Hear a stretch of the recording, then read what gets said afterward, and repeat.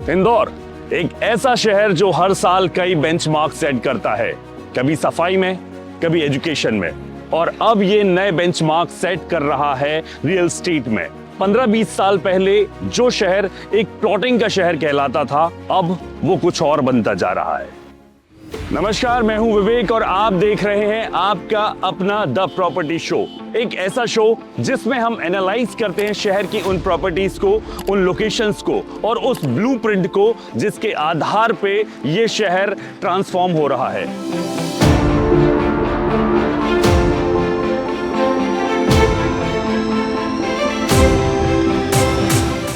समय के साथ इंदौर का रियल एस्टेट मॉडल धीरे धीरे बदलता गया। एक वक्त था जब इंदौर में स्कीम नंबर 54, बंगाली, साकेत, इन एरियाज में मेजरली प्लॉट्स होते थे। लोग प्लॉट्स लेते थे, उन पर अपना घर बनाते थे। घर, अपना बंगलो, और ये सोच पुरानी होती गई। वक्त बदला, धीरे धीरे शहर बढ़ चला हॉरिजॉन्टल ग्रोथ की तरह। ये ग्रोथ किस तरह की है, चलिए देखते हैं।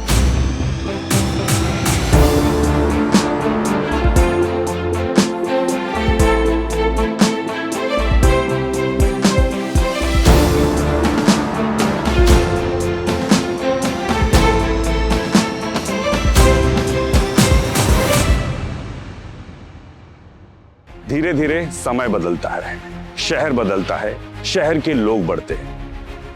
पिछले 10-12 सालों की अगर बात करें तो इंदौर अलग तरीके से विकसित हुआ है।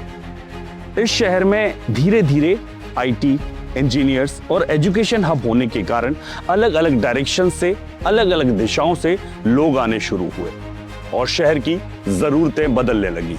अगर इंदौर को आप बड़े करीब से जानते हैं तो शायद आपने महसूस किया होगा इस शहर की ग्रोथ के पैटर्न में एक अजीब सा बदलाव आया है, एक पॉजिटिव बदलाव आया है। ये बदलाव है वर्टिकल ग्रोथ का। इंदौर के जितने भी मेजर एरियाज हैं, आज वो वर्टिकल ग्रोथ की तरफ बढ़ रहे हैं। तो इंदौर के बारे में सबसे इंटरेस्टिंग बात ये है कि इंदौर अभी भी ना ही प्योर वर्टिकल मार्केट है, ना ही प्योरली प्लॉटिंग का मार्केट है। ये एक हाइब्रिड मार्केट है। यहाँ दो ट्रेंड्स पैरेलल चल रहे हैं। ट्रेंड 1 हाई राइज अपार्टमेंट्स और township, trend 2 premium plotting projects. Indore के कई बायर आज भी इंडिपेंडेंट हाउस लाइफस्टाइल को प्रेफर करते हैं, इसलिए प्लॉटिंग प्रोजेक्ट्स की डिमांड आज भी स्ट्रॉन्ग है। लेकिन यही डिमांड एक नई चैलेंज क्रिएट कर रही है। प्लॉटिंग प्रोजेक्ट्स रैपिडली एक्सपेंसिव हो रहे हैं। कुछ बड़े मेजर चैलेंजेस हैं जो प्रीमियम प्रोजेक्ट्स के साथ में नजर आ रहे हैं। वो चैलेंजेस क्या हैं? प्रीमियम प्लॉटिंग के जो भी प्रोजेक्ट्स आज शहर में आ रहे हैं, जिनकी लोकेशंस बहुत ही प्राइम हैं, उनकी प्राइसिंग आम आदमी की जेब से बाहर है। इसके पीछे रीजन क्या है? असल कारण क्या है कि ये प्राइसेस इतनी ऊंची जा चुकी हैं कि लोगों की पहुंच से बाहर है।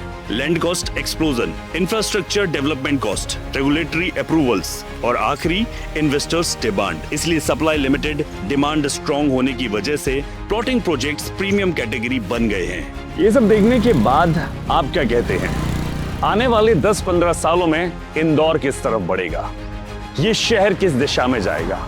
हालांकि एक्सपर्ट्स का मानना है कि आने वाले 10-15 सालों में शहर वर्टिकली और बढ़ेगा। मेजर कॉरिडोर्स जैसे super corridor, bypass, MR10, Ujjain road, Khandwa road, यहाँ हाई राइज डेवलपमेंट्स और इंटीग्रेटेड टाउनशिप्स बढ़ेंगी। साथ ही प्रीमियम प्लॉटिंग प्रोजेक्ट्स भी रहेंगे, लेकिन वो एक्सक्लूसिव और हाई वैल्यू सेगमेंट बन सकते हैं। हर शहर के ग्रोथ की एक अपनी डायरेक्शन होती है। तो आज के एपिसोड में ये क्लियर हो गया कि इंदौर के ग्रोथ की डायरेक्शन अब क्लियर है। ये सिर्फ हॉरिजॉन्टली नहीं बल्कि वर्टिकली भी बढ़ने वाला है। ये शहर आने वाले समय में कुछ नए आयाम गढ़ने वाला है। इस शहर की ग्रोथ धीरे धीरे हॉरिजॉन्टल से वर्टिकल की तरफ बढ़ती जाएगी। तो आने वाला समय इस शहर का एक अपनी कहानी कहता है। मैं हूं विवेक। आज के एपिसोड में हमने जाना कि किस तरीके से आपका, हमारा, अपना इंदौर हॉरिजॉन्टल ग्रोथ से वर्टिकल ग्रोथ की तरफ अग्रसर है। तो आने वाले एपिसोड्स में हम जानेंगे कि हमारा शहर किस दिशा में जा रहा है, शहर का रियल एस्टेट किस डायरेक्शन को तय कर रहा है और क्या नए आयाम हैं, नए मापदंड हैं, नई कहानियां हैं जो इस शहर के रियल एस्टेट में होने जा रही हैं।